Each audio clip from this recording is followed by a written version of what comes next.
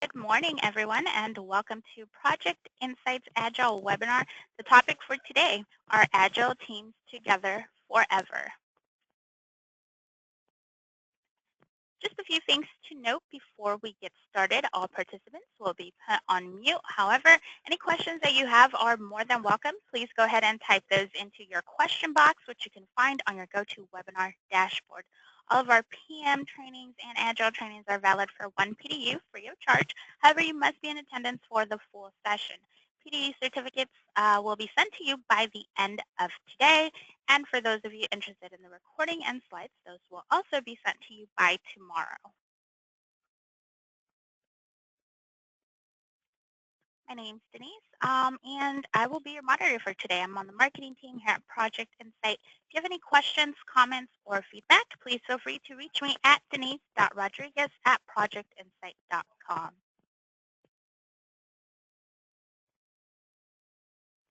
If you're not already familiar with Project Insight, we're a professional project management software for project-driven organizations that need high-performing features combined with ease of use. Project Insight provides a better way to deliver optimal performance that would lower costs within a centralized platform, gain end-to-end visibility into the workloads of your resources, project budgets, and status with real-time reports. If you have any questions or would like to learn more, please feel free to give us a call, send us an email, or you can always request your free customized demo at projectinsight.net.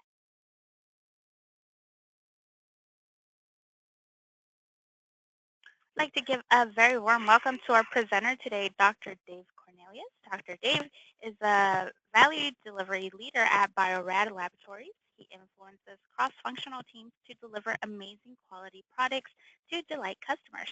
Dr. Dave is the founder of the 5 Saturdays program that empowers high school students through agility and innovation by providing learning experiences in technology and lean business. He's also the author of Transforming Your Leadership Character, The Lean Thinking and Agility Way, and innovator of the game Agility Leadership. Dr. Dave produces a podcast on iTunes and Google Play titled No Share with Dr. Dave. Good morning, Dave. How are you doing today? Thank you so much for joining us. Well, thank you so much, Denise, for having me.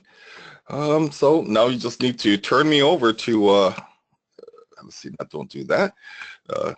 So I can start sharing my screen. Okay, main screen, show my screen. There you go. I think I'm ready to go. Well, good morning, audience. And with me today, it's a very good friend of mine, Keith Montgomery. He's the principal of Cyber OI. He's a big technology and business leader. He also serves with me on the Leadership Council for the 5 Saturdays program, where we empower students to be their very best using agility and technology. He's also a speaker, professor, trainer, coach, and thought leader. If you want to learn more about Keith, go over to cyberoi.com. You could find him on LinkedIn and also at Twitter at SDM Framework. Hey, Keith, how are you doing today? I'm wonderful this morning. How are you? Awesome. So we're going to talk about our Agile teams together forever. So this webinar will focus on team dynamics and how they affect the organization's ability to learn, innovate, and focus on value-driven outcomes. So Bruce Tuckman, in 1965, he did a study of small group dynamics and introduced this whole concept of forming, storming, norming, and performing. In 1977, he introduced another element where he talked about adjourning, where teams leave and team members leave. Also, the context of reteaming, really help us to share knowledge and reduce these towers of knowledge where people would hoard information. It also helps to reduce some risk and to make sure that people who are leaving our organization do not walk out the door with all of wonderful knowledge with them.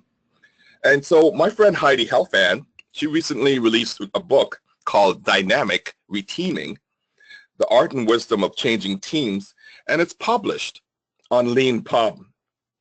This webinar would leverage certain concept and knowledge gleaned from that book. I'm also quoted in that book in several different topics about small teams.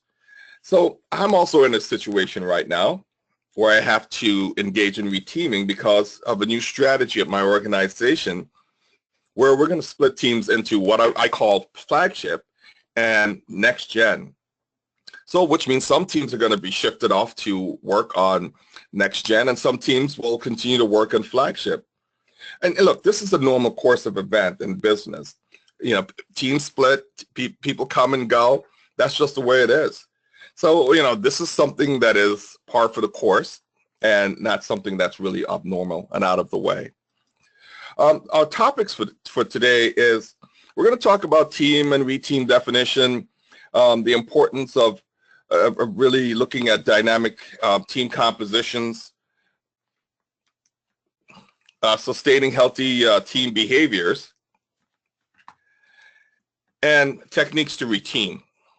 So in our learning objectives today is that, I'm having fun here with this wonderful little tool thing. Okay, got it.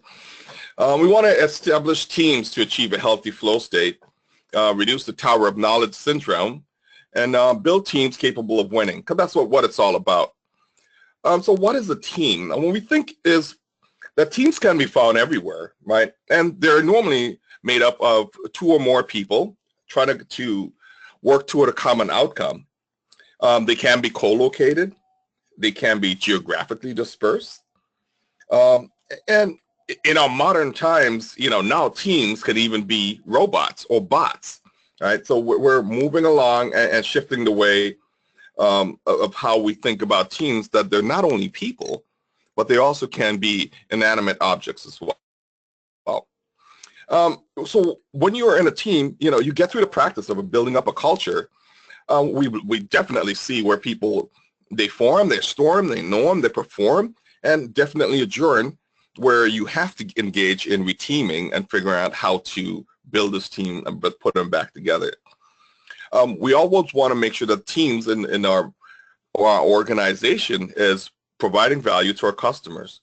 And even if you're in a sports team, I mean, when teams are winning and doing a great job, they're providing value to the customers, called the fans.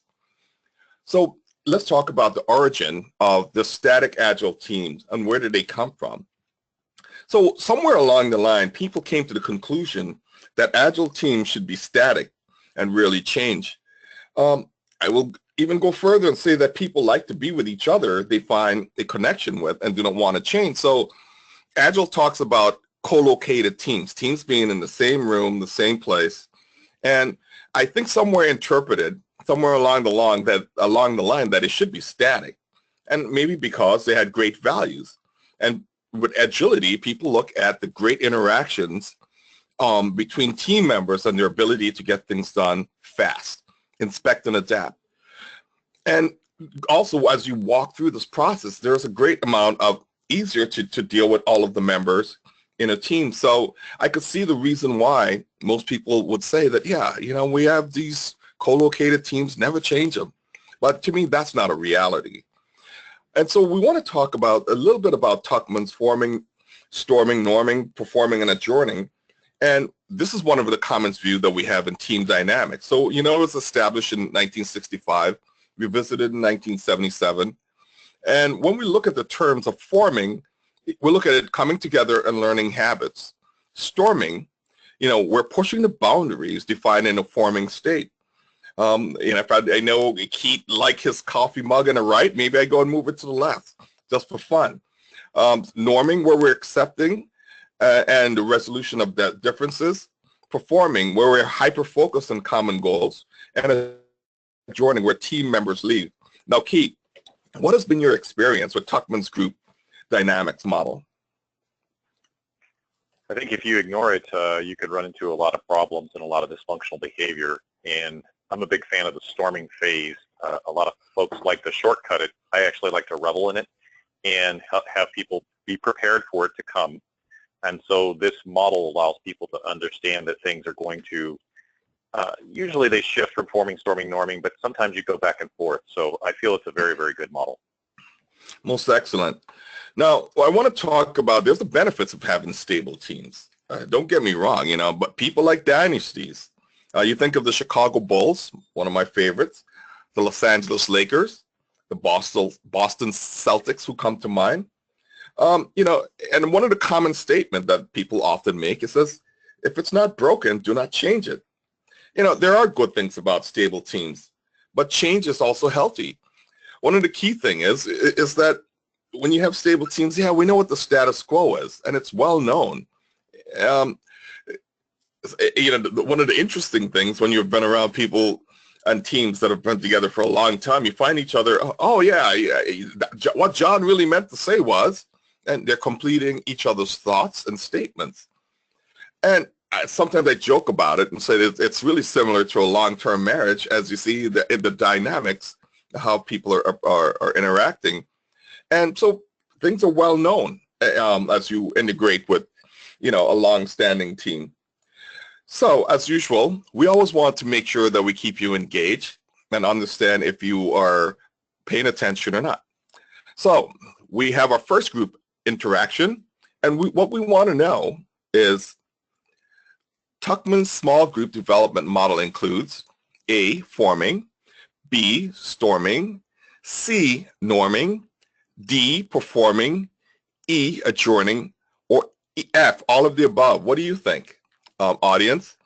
And so, Keith, while we have our audience and we could hear the gears in their brain like churning right now, what else have you used? Where else and what else have you worked Tuckman's small group dynamics before in the past? Where else other than the corporate or the organizational environment? Yeah, also, yeah, even in your family, I mean, how does that work? Well, yeah, you can have relationships. Yeah, friends. Friends tend to think that they're going to be able to shortcut the storming as well. And I think when you start actually doing stuff together and getting things going, you have that clunkiness at the beginning, and it's often where friendships and relationships, as you know, people start to part and go the other ways because they become surprised about it. So I think in relationships in general, when we talk about the 5 Saturdays program, when we work with the younger students, they're going through their own storming, but they haven't formed with us yet, and so we should expect some level of clunkiness, storming, upset, all the things that occur when a person goes through something that is uncomfortable. Most definitely, that's for sure. It's definitely about relationships. So Denise, how have we fared with our wonderful audience today?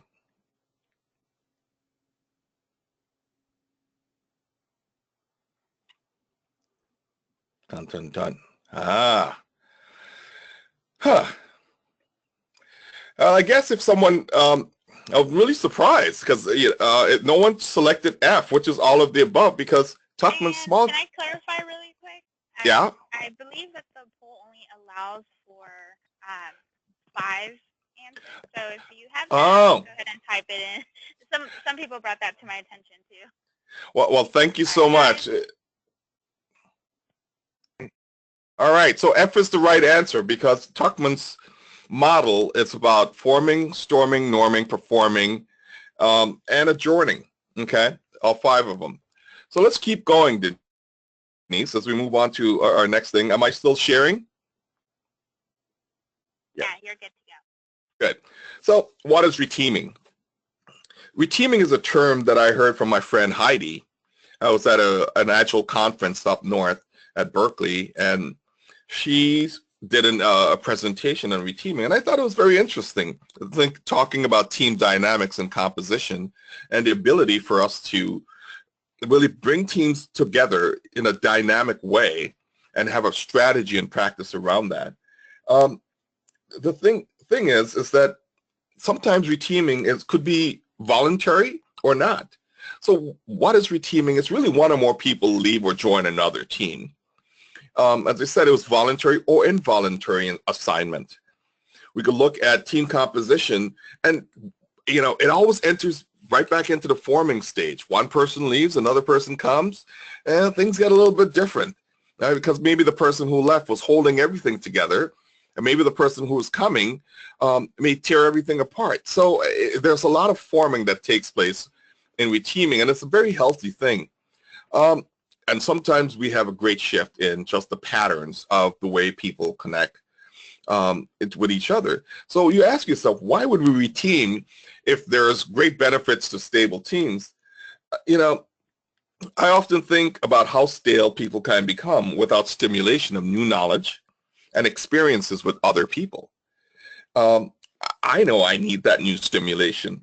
And so I think the reason reteaming adds value is because it really reduces the tower of knowledge problem. You have one person who has all of the knowledge, that person isn't there, you're in a lot of trouble, all right? And cross-pollination is a huge thing that we look for in our organization today.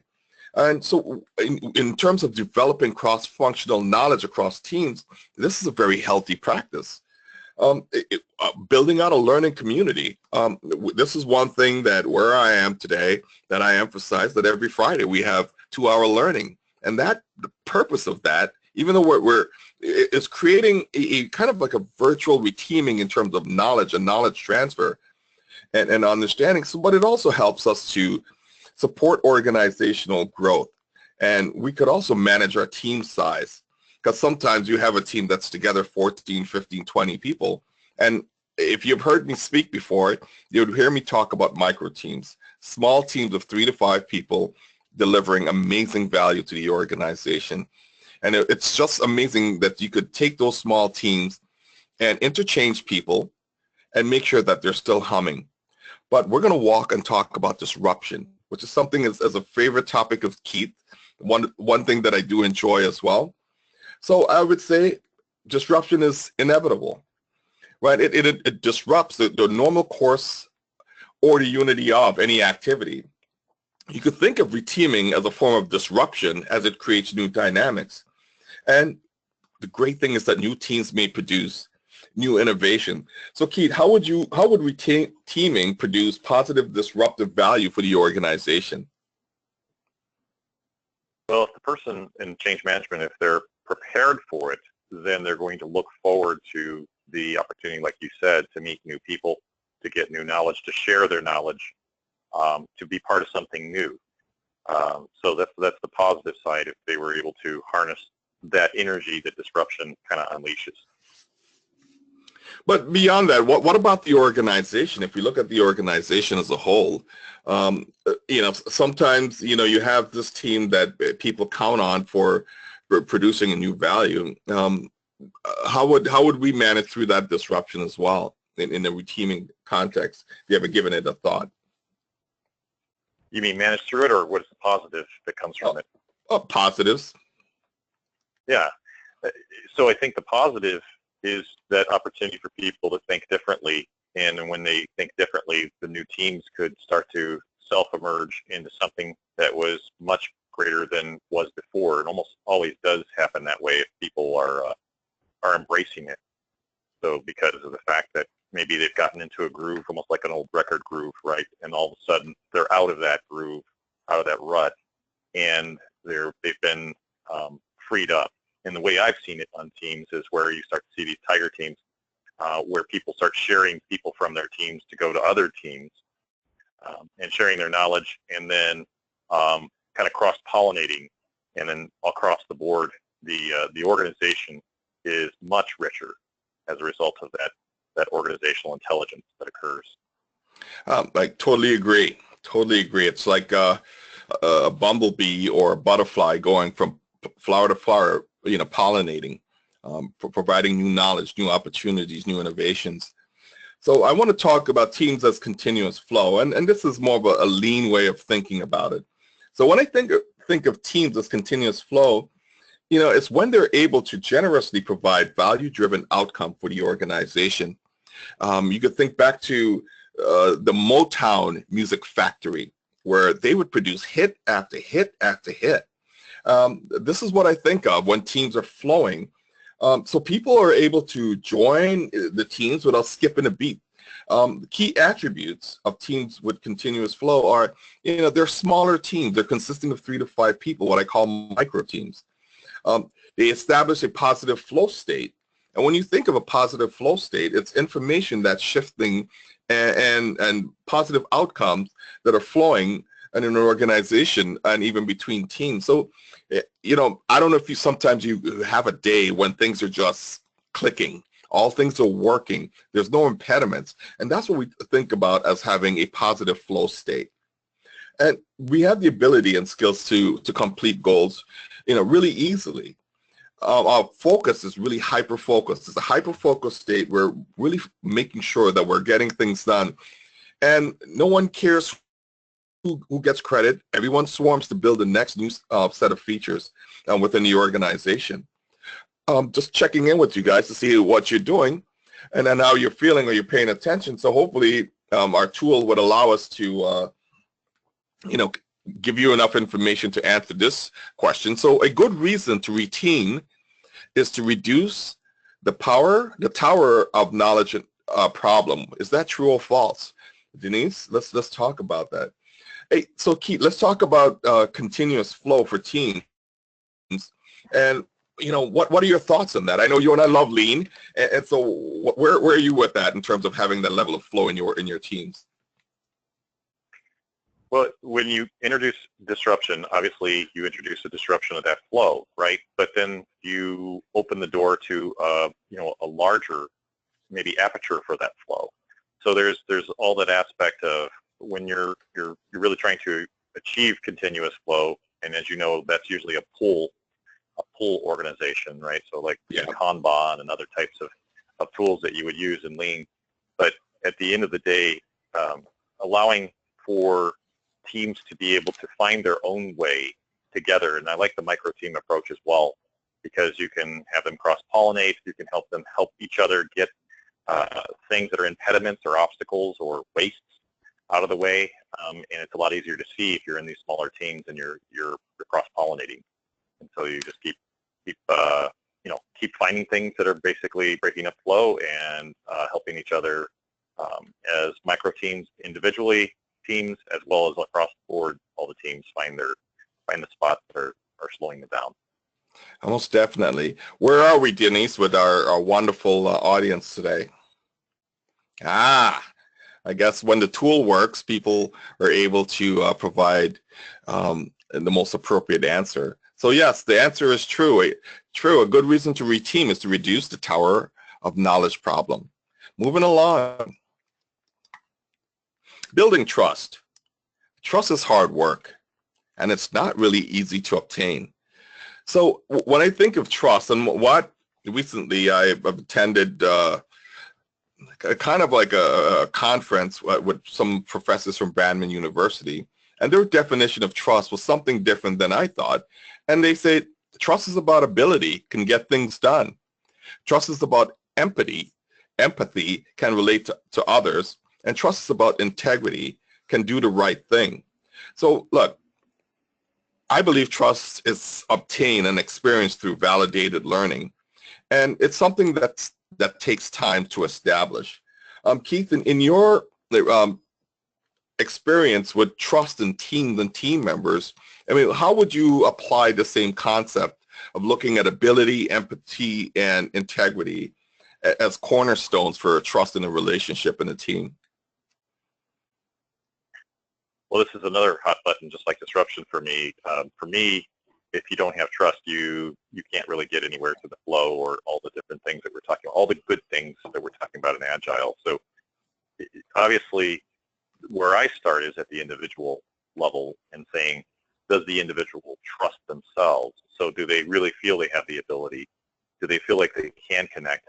And integrity is doing what I say I'm going to do in my world. So, but can doing the right thing can be a variant of that. If the person has the ability to trust themselves, then they can be inside of a team.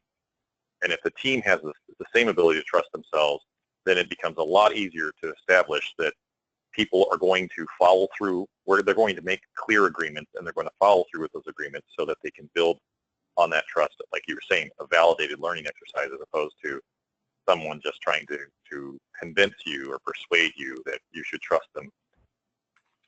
Sure, certainly.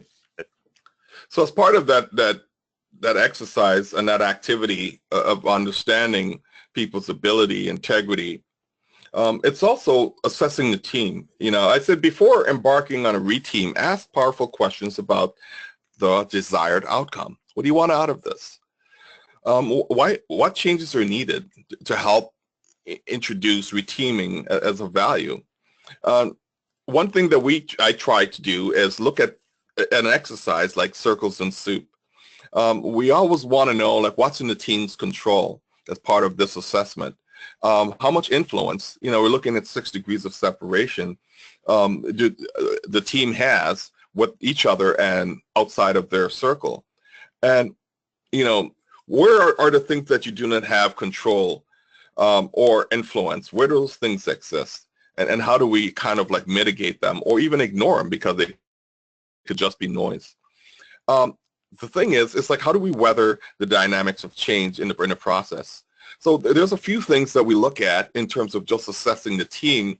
And if you notice with the team exercises that we're bringing teams together to kind of participate in the process of change. Critical to the success and building a high-performing organization is composition is really important, right? It's important to have composition, the right team member, and so you understand the talent that's needed to achieve that objective. Like I said, I'm a big fan of micro teams. It's one of the things that I've been talking about now for the last year or two, and I've been pushing that wherever I am. It's really having small team sizes of 3 to 5 people and having quite a few teams that you could bring them together, swarm, mob, peer, whatever it takes to get the job done. Do you need just a straight up cross-functional team, or is it just technical people alone? And sometimes it's better to have cross-functional teams because you have different contexts and a different view of things. And we got to have strong support for each other on the team, right? That's part of the composition. So these are the things that you want to think about as you're going through the reteaming exercise and you're trying to put teams back together. We got to understand talent needed, keep it small, make sure you have the right people involved, and make sure that support is there. So, look, alignment, among team members really drive better innovation. I mean, and I'm sure you've seen that in different scenarios. So we want to know if there is a clear purpose and direction. Where are we going? What are we trying to achieve? How do we share that and make sure everyone in the organization understands that? That we understand what needs to be accomplished, and those things are clearly articulated, and people could actually spit that back or share that back with each other and across the team. Make sure that people could get feedback in a timely way, because there's nothing like sending out an inquiry and then maybe you get that void of noise or the void of silence where no one is responding back in a timely manner. And I like to commit to winning as a team. I believe that is such a fun thing. And you could see it. I just recently watched the Golden State Warriors win as a team. You see them jumping and cheering. I think that is just such an amazing feeling when you win as a team, you get things done, you're high-fiving. I mean, that also comes from alignment. And let's go ahead and test to see where our teams are or people are today in just thought. And so I am asking, trust is based on ability, empathy, and integrity. Is that true or false? So Keith, let's talk about alignment in the organization, or alignment in team members. What are some tools or tips or tricks that you have up your sleeve that you use to help drive alignment with team members? I tend to use analogies and then make sure that management understands their role in accountability to the team. It's a two-way street. So the analogy I use is if they've ever shot a bow and arrow, and it's fun to do that if you go out and have a target. It's no fun if you just go out there and you're shooting the bow and arrow, you don't have a target. So you win by you getting a bullseye or getting points in archery, right?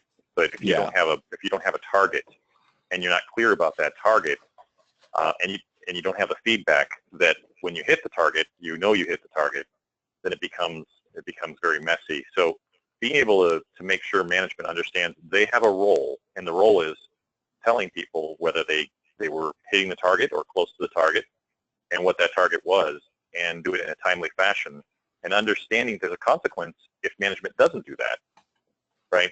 That they shouldn't be expecting the teams to hit the targets, or if the teams do, it's by luck. And so the management understands their their responsibility in that servant leadership role. Oh, that's such a key term, servant leadership. Just really taking care of the people entrusted to your care. It's a great definition of servant leadership. Denise, how is our team doing out there in terms of their understanding of trust? Yeah, this is awesome. That people understand that trust is based on ability, empathy, and integrity. Hopefully, you guys will take this to heart as you go forward and work with your team members and work with the organization itself, that we understand that trust is based on these three cornerstones. Okay, why would we reteam? What are the triggers? And so let's look at a few things that what I think that are triggers to help the organization reteam, or even why. So sometimes we just say we're going to rotate based on time. Every quarter we're going to shift teams from people from one team to the next, because that may make a lot of sense, because it means that our organization is delivering frequently in short cycles. And so even on a monthly basis, you may say, we're driving value every month. Maybe we could handle shifting people around in that short frequency. Maybe we extend it out to a 3-month time on a quarterly basis, and we find a way to shift teams. One of the practice that I engage in is big room planning, where every quarter come together as an organization and we plan work for the next quarter. To me, that would be also an appropriate time of where you start shifting team members around as you begin planning work for the next quarter, or even on a semi-annual basis. Every 6 months, we get together and figure out where teams could go, or team members could go, and you give them a choice. And so managers could decide when to change teams, and oftentimes that's the practice. Managers will say, it's time to break the team up. They're getting stale, static. But also, maybe it would be a really interesting concept of having where team members decide when change is needed, where they're actively involved in the process, like almost having a marketplace. And also organizational change also dictate team shifts. So Keith, just out of just curiosity and discussion, what would you think, if we had to have a marketplace for team members to come together and decide which team they want to join or what they want to work on, what would that look like? Well, I think it could be an interesting environment. I think that there's going to be definite pros and cons, because you will have people that probably don't want to change and don't want that marketplace to exist. So I think it has to have a fluid, kind of democratic, rules behind it, right? So yeah, if you did that, it would be, because there's pros and cons to a lot of these things, and I think if we put people on cadences or put marketplaces out there, that people that probably aren't so on board with that, we've got to have a place for them too, and we have to have back to servant leadership, make sure that they're developed in the way that allows them to feel more and more comfortable. Yeah, I completely agree. And so it brings us to the next topic of when new team members become part of the team.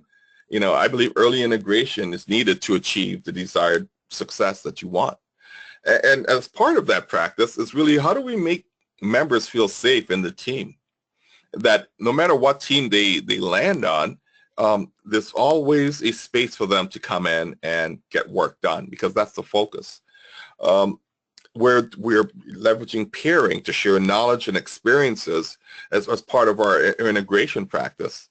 And it's really getting into that great feedback loop where we're feeding and sustaining healthy behaviors as part of integration. And, looking at how we self-assess and look at how we're moving forward. So I think if we put these 4 elements, there may be an opportunity for team members to feel, more integrated as part of the team. Also, it's team culture. As a new team, you think of the development of a culture of the adoption of the organization. It's really important. And we want to identify, what are our shared beliefs as a team and the culture we put together. We want to make sure that they're safe there. We're still pairing. We're still sharing stuff.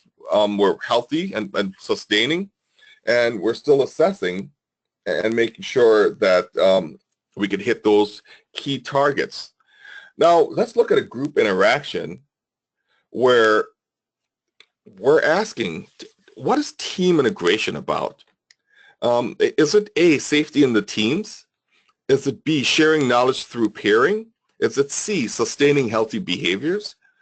D, frequent assessment? Or E, all of the above? What about team culture, Keith? Team culture is so huge. How does that help with reteaming in terms of being able to shape the culture of a team as a group? Well, for me, it's organizational culture that allows for lots of team cultures to exist in it, but it's about them speaking the same language. So they have one overall culture, and then the teams themselves align to that. And for me, integration and the aspects you're talking about here, trust is absolutely essential. And I think safety in teams is going to be very important, but you're not going to feel safe unless you trust yourself and you trust the culture that you're in. And then therefore the teams can create their own smaller cultures, but at all times making sure that they speak the same language as the overall organizational culture. Oh, without a doubt. I mean, I think that it's so important to create the space for teams to really engage and build a culture that they need, in their local pods, right, or in their local tribe, as well as adopting some of the aspect of the organization as well. So what are our teams saying out there in terms of team integration?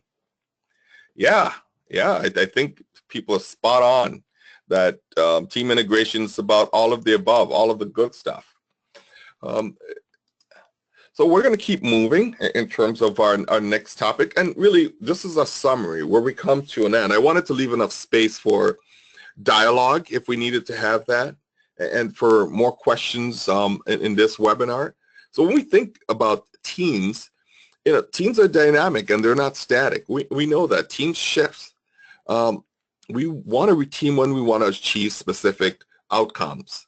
And also it's just a way of us bringing the right people at the right time for the right results. And key to me is developing a learning community where knowledge and experiences can be shared through multiple teams and to achieve the desired outcome for the organization. Now, what I'd like to see, what questions do we have for Keith and I so that we could walk through and really give you a response, and maybe we may even have questions for you guys. You never know. So what are people asking, Denise? I think we'll give them a couple minutes to type in their questions. Oh, okay. I thought they would be doing that along the way. Just kidding. But so, so Keith, what is it like building teams out there as we, you and I have been a consultant for a long time. And, what has been your experience of walking into an organization and participating in reteaming? Because essentially that's what we do as we go from organization to organization. What is that like for you? Well, theory is very different than reality, right? And the first thing you have to do is come into an organization and not think you have all the answers, and realize that they have things that have been working for them, and not to throw out the good stuff the bad stuff with the good stuff. So I think the first thing is that making sure you really look at the organization as its own entity, and you honor that.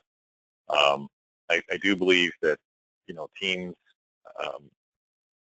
sometimes teams form just because they formed. There was no real aim to it. It just happened. It was just over a period of time they created their own culture, and it was kind of what worked for them.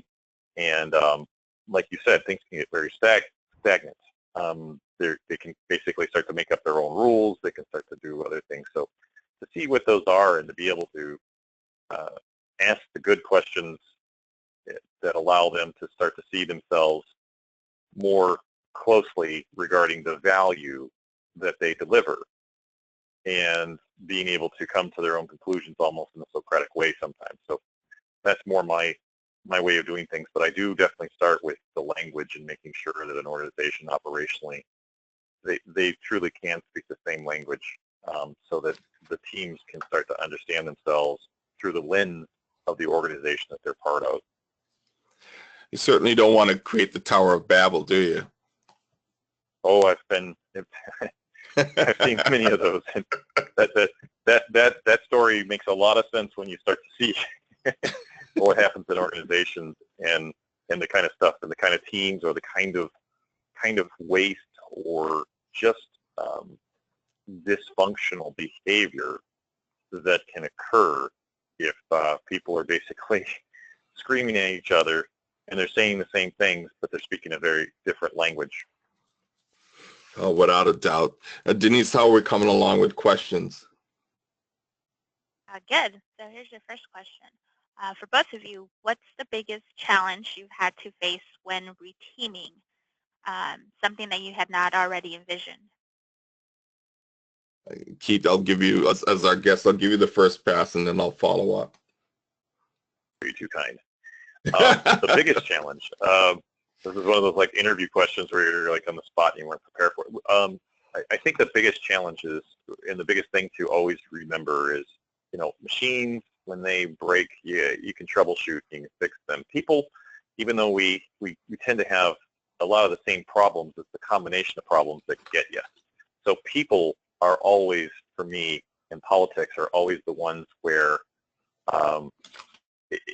there was a big problem, for example, where it was a complete impasse, and I thought that I could work it out. And the executives, there were certain executives that were just really not only speaking, they weren't speaking the same language, but they were at a place where, it was brutal. It was almost to the point of violence. And so I thought I could bring folks back off that ledge, but the things that had been under the bridge that were there, basically one executive left, and it was just on their own accord, but there was a point where it was just way too much that was there that I couldn't even become aware of, because all I was seeing is the tip of the iceberg, and the tip of the iceberg was pretty scary, but I didn't realize that there was more there. So I think the biggest problem that I've encountered are when there's so much water under the bridge that it's very, very hard to understand, how are we going to reteam? How are we going to integrate this organization and bring them into one culture? Yeah, I completely agree. Politics is one of the biggest factors that helps to derail reteaming. It's that you have a group of people who have been at the organization for a long time, and like Keith said before, you come in and you need to bring about change because that's what you were asked to do. Bring about change because we're not succeeding, we're static, we're stale.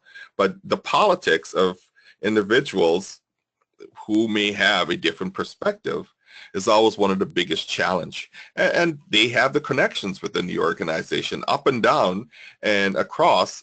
So oftentimes that could be something that could easily derail what you're trying to achieve. So I hope that brought some insights to the person who asked that question. What's the next question, Denise? Thank you. How do you integrate a team member who does not seem to fit in with the other team members?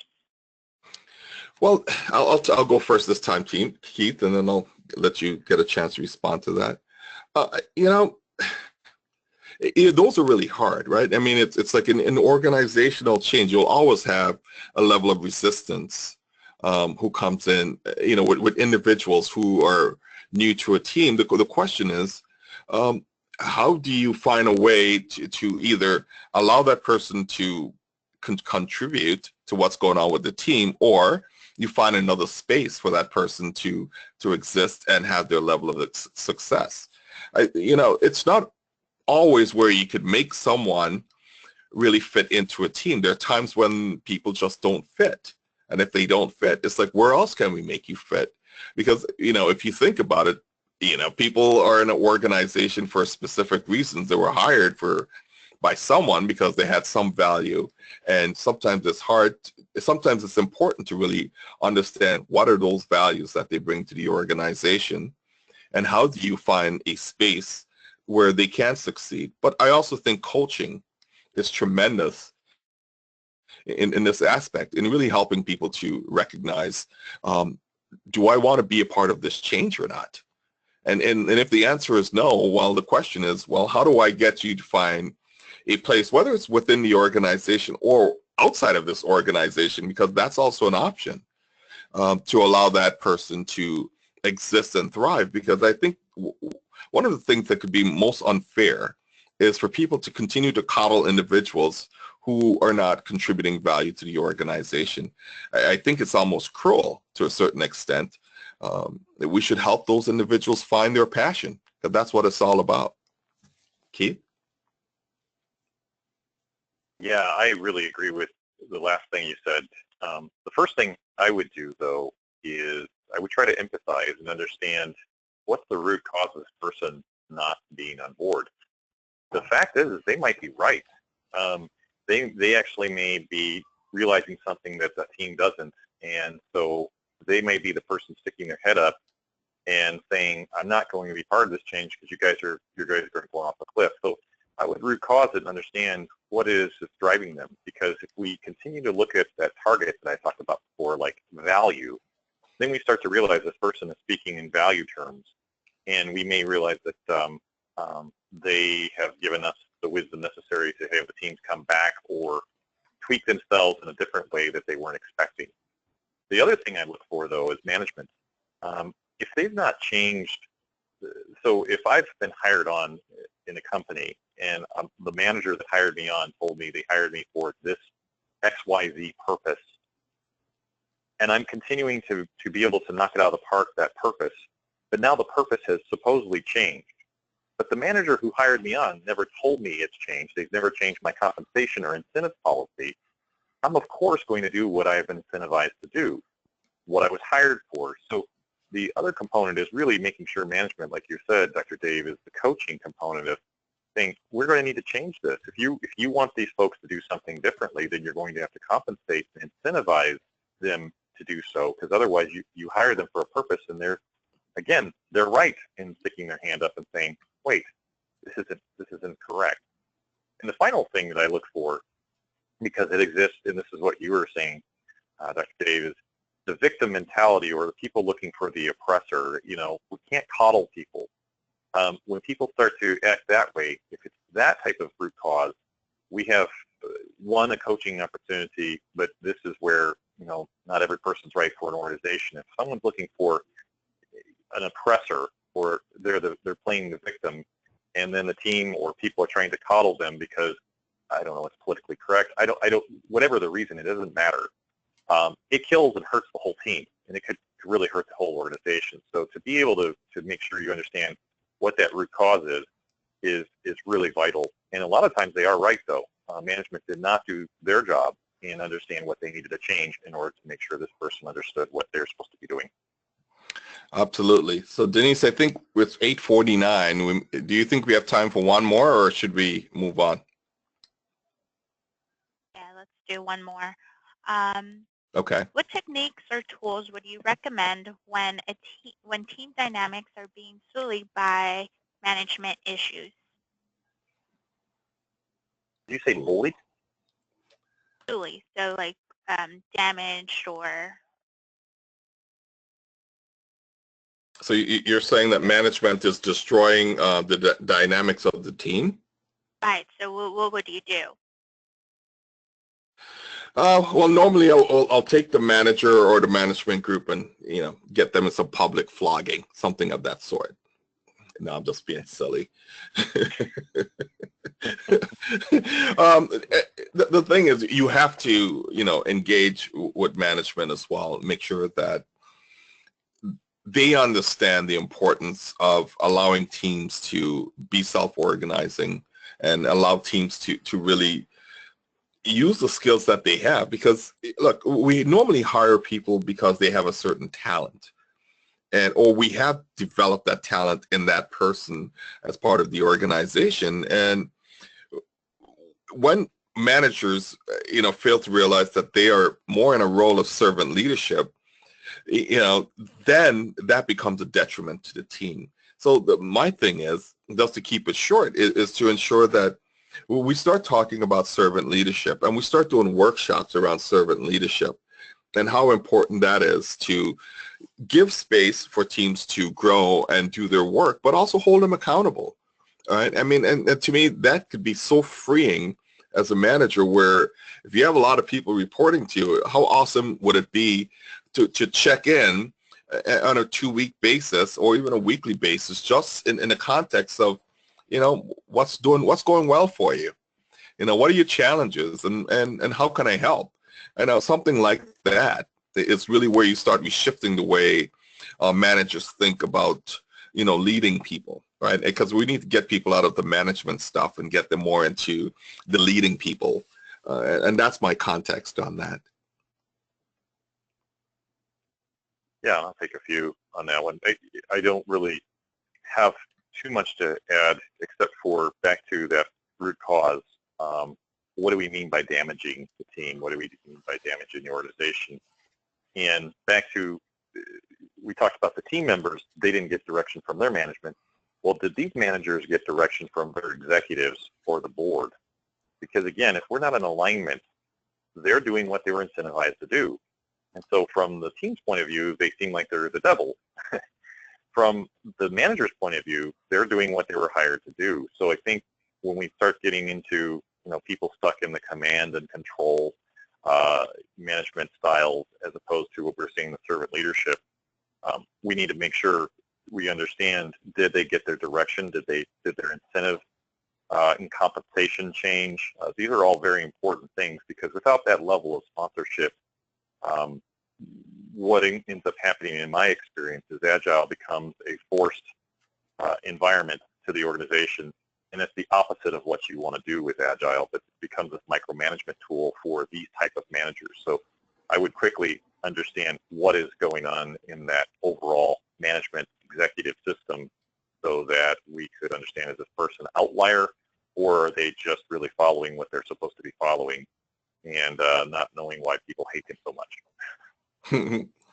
All right, Denise, I think we have a tight stop at 9, so should we continue? And just to let everyone know, as an audience, if you have questions that weren't answered in this webinar, I do go out of my way to put your questions on my blog at nalshare.org, and we'll provide that information and answers to that. So you could always check back in there, and you would find that when I send out my my monthly newsletter. So go out to nalshare.org, and you could gather some really awesome information there about different topics that we talk about. I have a set of cards that's coming out, and we're almost done with these cards, called Agility Leader Shift, where we introduce new topics. So I've announced this before. If you have ideas that you would like to contribute to the card, for a small fee, you could do that. But hopefully within the next month, we'll have a set of these cards available for sale that you could take and help improve your organization, improve members, your team members. So go out there and check out agilityleadership.com. My book, Transforming Your Leadership Character, The Lean Thinking and Agility Way, it's out there on Amazon. And also we have last year's game, Agility Leadership, where you could actually use that. There's 2 decks that helps you to introduce lean and agile practices to the organization.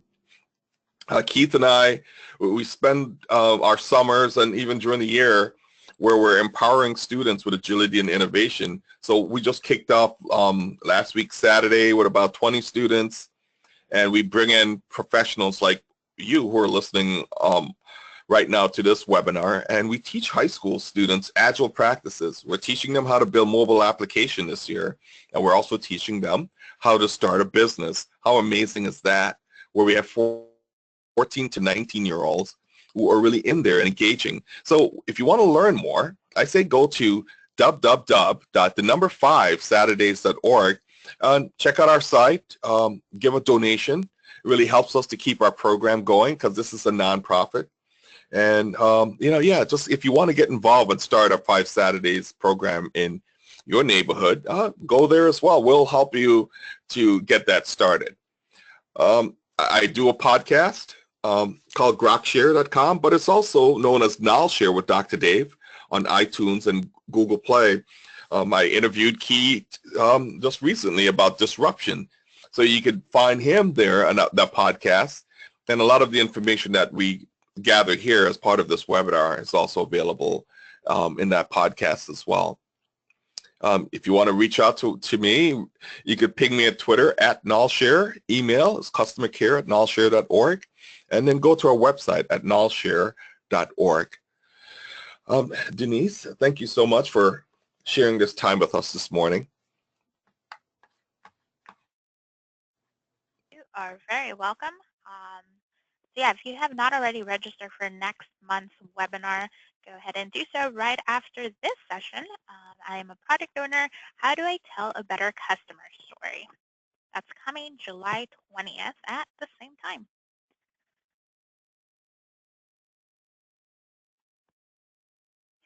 All right, guys. So to earn your PDUs, you will automatically receive your PDU certificate via email. If you have any questions, comments, feedback, anything else I can help you with, please feel free to reach me at denise.rodriguez@projectinsight.com. You will earn a 1 PDU per webinar attended, and this only applies for project management and Agile. To register your PDUs, go to pmi.org, log in as a member of PMI, and select course or training, and fill out all the information below, which will also be available within your PDU certificate. And for those of you on social media, I'd like to invite you to follow, like, and subscribe to our social media channels. Our handle on Twitter is @ProjectInsight. You can also find us on Facebook, LinkedIn, Instagram, and YouTube for the latest in PI news. In the Project Insight community, you'll find many more recorded videos and webinars for you to watch and learn from. We have project management trainings, IT methodology, and Agile. We have some leadership recordings on there and also your product trainings. So go ahead and check out our webinar calendar. They are all free, so register for as many as you'd like. And that is all we have for you today. So we'd like to thank Dave and Keith for a great session. And of course, we'd like to thank our audience as usual for joining us today. We will see you next time. Till then, guys, take care. I know.